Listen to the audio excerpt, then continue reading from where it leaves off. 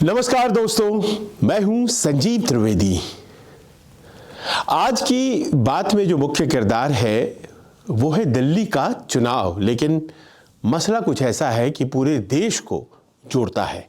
देश में रहने वाले हर नागरिक को इस बात के लिए बहुत संजीदा हो जाना चाहिए कि जब उनके राज्यों में चुनाव होने का समय आएगा तो क्या वो तमाम चीज़ें जो दिल्ली में घटित हो रही हैं वो उसी तरह से उनके राज्यों में भी घटित होती हैं या नहीं। क्योंकि दिल्ली में चुनाव का एक नया पैटर्न साफ नजर आ रहा है और ये पैटर्न कुछ ऐसा है जिसकी झलक आपको पिछले दिनों महाराष्ट्र, हरियाणा, छत्तीसगढ़ इस तरह के प्रदेशों में जो चुनाव हुए थे उसमें स्पष्ट तौर पर दिखाई पड़ी थी। लेकिन बात बहुत आगे निकल गई है। बात ये निकल गई है कि अब सीधे सीधे राजनीतिक दल ये कह रहे हैं कि हमसे ये लो और हमें वोट दो, हमसे ये फायदे लो और हमें वोट दो, इतने रुपए हम देंगे, बदले में आपका वोट लेंगे। ये बड़ा सीधा हो गया है। पहले के दौर में ये बातें जब होती थी तो चुनाव आयोग सक्रिय हो जाता था। चुनाव आयोग ये कहने लगता था कि ये कैसे हो रहा है, कहीं ऐसा तो नहीं है कि वोट खरीदे जा रहे हैं, क्योंकि उस वक्त प्रत्याशी चुनाव के ठीक एक रात पहले कभी कुछ पैसे दे करके, कभी कुछ आप समझ लीजिए चॉकलेट जो दिए जाते हैं, और चॉकलेट का मतलब आप बखूबी समझ लेते हैं क्या होता है। तो इस तरह की चीज़ें दे करके लोगों को अपनी तरफ वोट करने के लिए आकर्षित करते थे, लेकिन उसे गलत माना जाता था। छुप छुपा के बातें होती थी, रात में वोटरों के घर पहुंचते थे और जितने वोट उस हिसाब से उनको जो भी चीज़ें देनी होती थी दिया जाता था। कुछ दिनों बाद अखबारों में खबरें छपा करती थीं, लेकिन क्योंकि स्थापित कुछ चीज़ें नहीं होती थी तो एक्शन नहीं हो पाता था। अगर स्थापित हो जाती थी तो फिर कुछ दिन कार्रवाई भी होती थी, लेकिन नतीजा ऐसा कभी नहीं आया कि चूंकि पैसे देकर के वोट हासिल किए गए इसी कारण से कोई चुनाव रद्द हो गया हो। ऐसा कभी नहीं हुआ। लिहाजा ये संस्कृति धीरे धीरे करती हुई अब एक लेजिटिमेट वैधानिक रूप में हमारे सामने है। भारतीय जनता पार्टी ने आज दिल्ली के चुनाव के लिए संकल्प पत्र पार्ट 1 घोषित किया है, यानी कि कुछ और भी आने वाला है, पार्ट 2, पार्ट 3।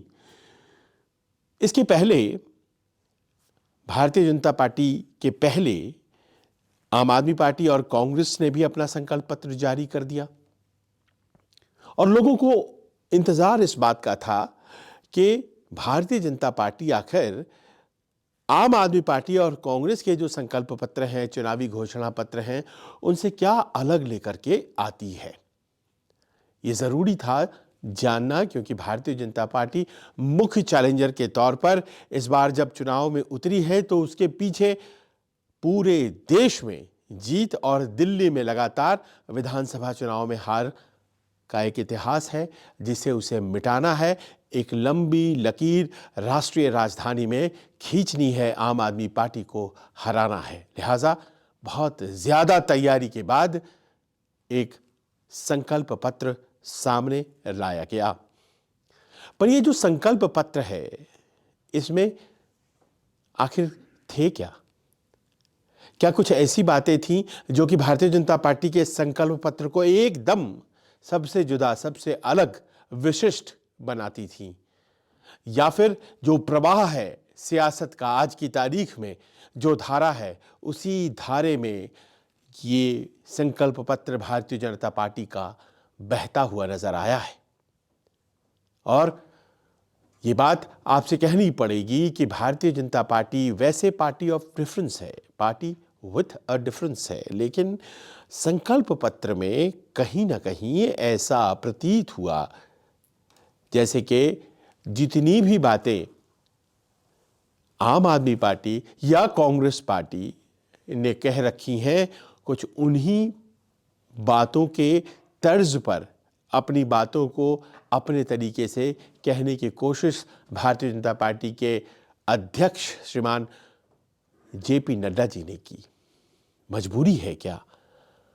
ये है या नहीं है, इसे तो समझना जरूरी है, लेकिन इससे पहले हमें याद करना चाहिए कि आखिर ये बातें अगर कही जा रही हैं तो किस संदर्भ में कही जा रही हैं। याद ये करना चाहिए कि अरविंद केजरीवाल की ये 3 बार जो सफलता हुई है, खासतौर पर पिछले 2 बार की जो सफलता है, वो किन मुद्दों पर, किस आधार पर हुई है। और सबसे बड़ी बात जो अरविंद केजरीवाल के फेवर में कही जाती है वो ये कि अरविंद केजरीवाल मुफ्त की रेवड़ियां खूब बांटते हैं। मुफ्त की रेवड़ियां वो आम जनता तक सरकारी योजनाओं के जरिए मुहैया कराते हैं और यहां से देश की राजनीति बदलती है, क्योंकि सीधे सीधे फायदे पाकर भारतीय जनता पार्टी के बदले वोट आम आदमी पार्टी को दे दिया जाता है। जैसे ही विधानसभा चुनाव आते हैं, वही लोग जो लोकसभा में भारतीय जनता पार्टी को वोट करते हैं, विधानसभा आते आते आम आदमी पार्टी को वोट करने लग जाते हैं। और अगर ऐसी बात है तो फिर यह संस्कृति केवल आम आदमी पार्टी ही अपनाएगी या दूसरे दल भी अपनाएंगे? आम आदमी पार्टी ने इसे बहुत पहले शुरू कर दिया था।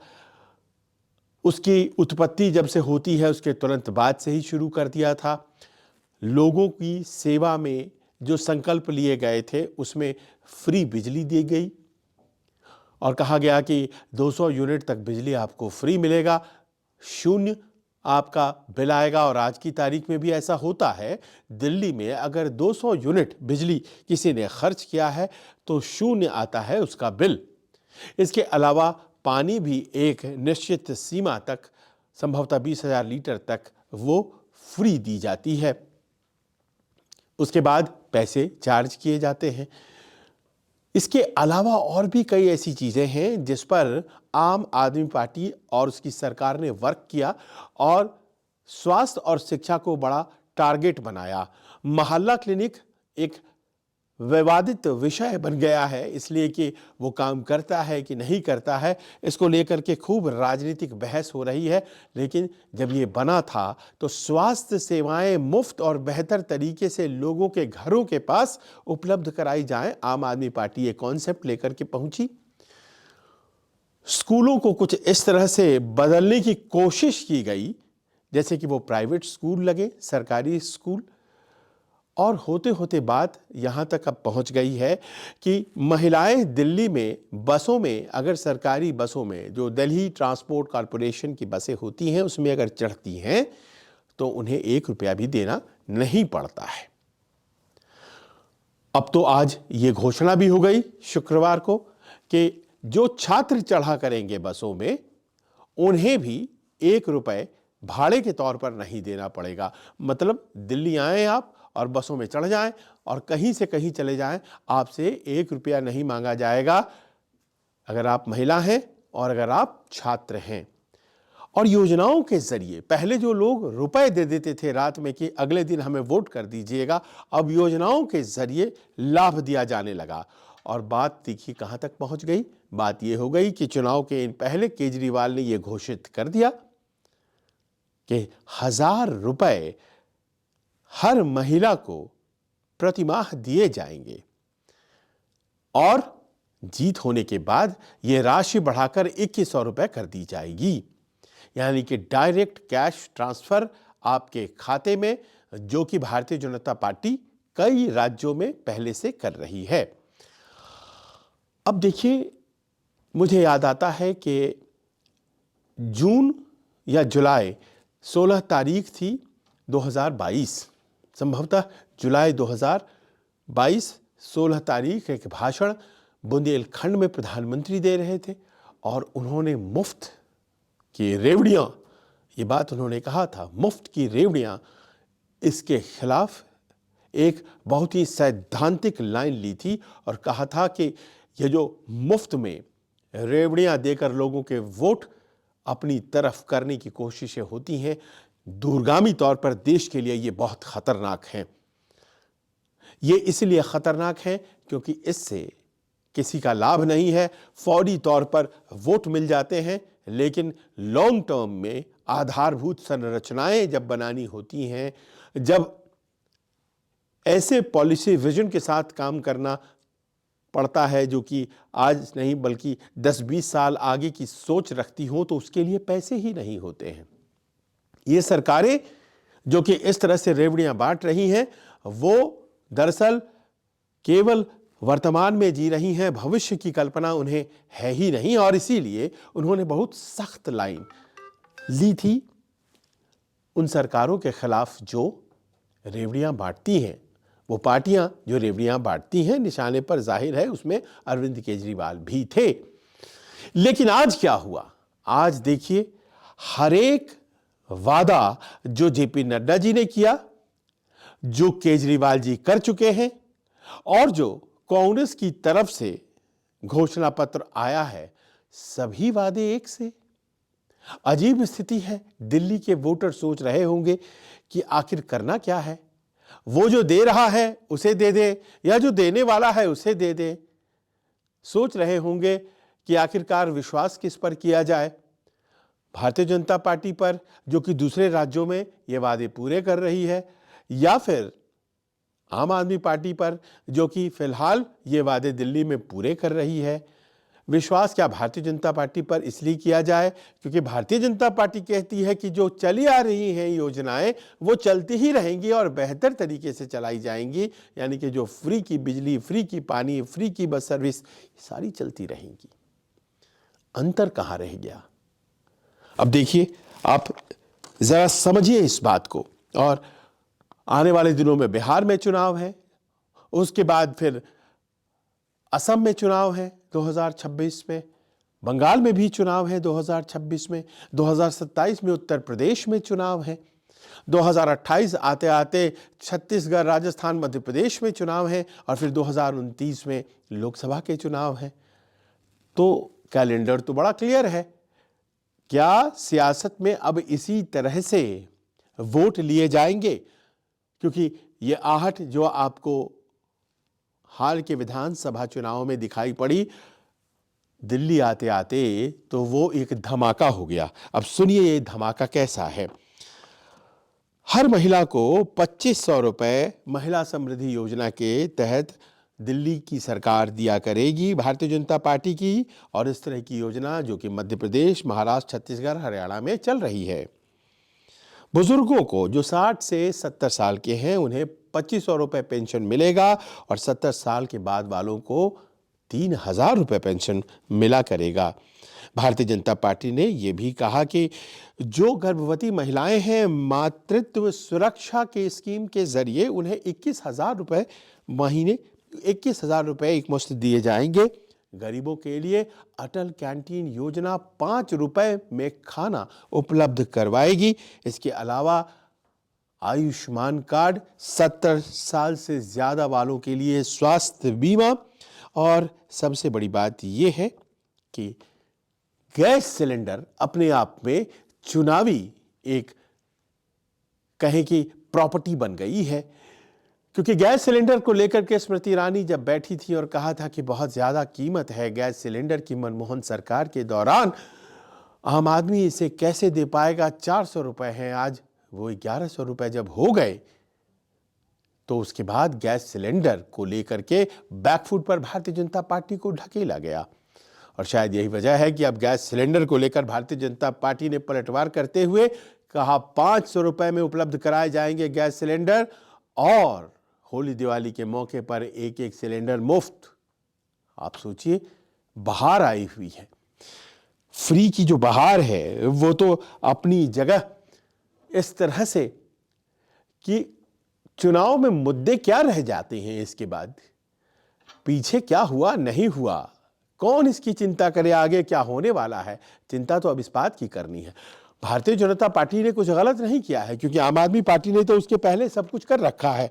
बेटी की शादी के लिए पैसे, 2100 रुपए पोशाक के लिए, डीटीसी स्टूडेंट्स, डीटीसी महिलाएं, उसके अलावा बिजली पानी, उसके अलावा वो जो बुजुर्ग पेंशन, उसके अलावा महिलाओं को ₹1,000 जैसा कि पहले बात कही गई, और उसके बाद जीतने के बाद ₹2,100 उन्होंने तो कर रखा ही है। अब देखिए कांग्रेस पीछे क्यों रहे, उसने भी कर दिया। उसने अपने संकल्प पत्र में यह स्पष्ट कर दिया कि वो तो ₹2,500 देगी, जैसे कि आज भारतीय जनता पार्टी ने कहा महिलाओं को ₹2,500। आप ये सोच लीजिए कि उसने कहा कि बेरोजगारों को 8,500 एक निश्चित राशि कुछ दिनों के लिए भत्ते के तौर पर दी जाएगी, और फिर वो तमाम सुविधाएं जो पहले से चल रही हैं वो चलती रहेंगी। एक होड़ सी लगी हुई है तीनों दलों में। आज की तारीख में 2 राष्ट्रीय दल, एक प्रादेशिक दल, और सबों को, अब तो प्रादेशिक दल है नहीं, आम आदमी पार्टी भी राष्ट्रीय दल है। सबों को ये लगता है कि राजनीति का जो नेचर है वो बदल गया है। और राजनीति का नेचर कैसे बदला है कि अब लोगों को नीतियों से कोई मतलब नहीं है, नेता की नीयत से भी कोई मतलब नहीं है। बड़ा सीधा मतलब है, साहब आप क्या देने वाले हो हमें, जीत गए अगर आप तो हमारी जेब पर क्या असर पड़ने वाला है, फौरी तौर पर ये बताइए। और देखिए कि किस तरह से सभी राजनीतिक दल इस प्रश्न का जवाब जो वोटर कर रहा है उसका जवाब ढूंढने के लिए अपने संकल्प पत्र को लेकर के हाजिर हैं। फिर प्रधानमंत्री की बातों का क्या हुआ?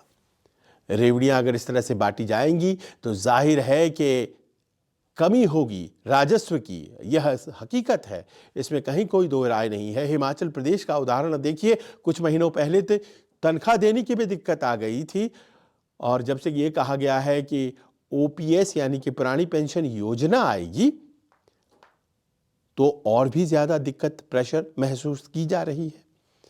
ये राज्यों की बातें हैं, उनको अपने फंड्स के बारे में सोचना है, लेकिन फंड्स के बारे में तो तभी सोचेंगे ना जब सरकार में चुन लिए जाएंगे, और सरकार में जब चुन लिए जाएंगे तो जब जो जैसा होगा तब वो वैसा किया जाएगा।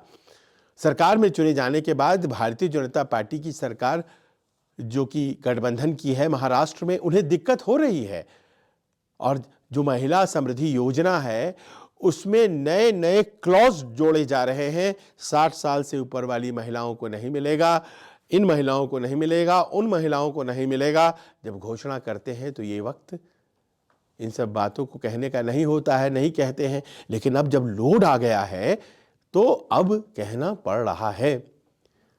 ये दौर कहाँ जाकर रुकने वाली है पता नहीं, क्योंकि राजनीति ने जिस तरह से करवट ली है उसमें हर वोटर को अब इस बात का इंतजार है कि उसके यहाँ जब चुनाव लड़ेंगे राजनीतिक दल तो उसे क्या देने वाले हैं।